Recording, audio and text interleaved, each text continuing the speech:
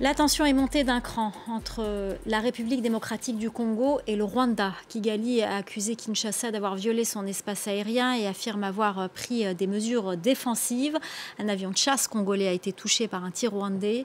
Les autorités congolaises nient avoir violé l'espace aérien de leurs voisins et qualifient l'attaque de leur Sukhoi d'acte de guerre. Les précisions à Kinshasa d'Aurélie Bazara-Kibongula. Sur les vidéos qui circulent sur les réseaux sociaux, on peut voir un Sukhoi 25, l'un des deux avions de chasse congolais, touché par un tir de type solaire. Quelques minutes après le tir, cet avion s'est posé sur la piste de l'aéroport de Goma. Il a été rapidement pris en charge par un dispositif anti-incendie car son aile droite était en feu. Le porte-parole de l'armée à Goma nous expliquait cet après-midi que cet avion a quelques impacts mais qu'il devrait rester opérationnel.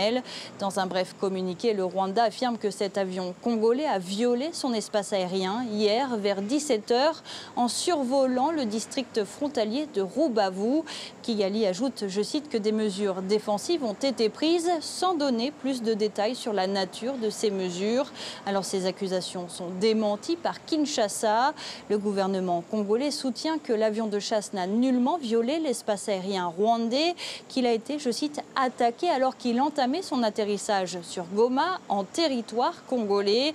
Kinshasa parle d'une action délibérée d'agression qui équivaut à un acte de guerre. Alors ce nouvel épisode fait monter encore un peu plus la tension entre les deux pays.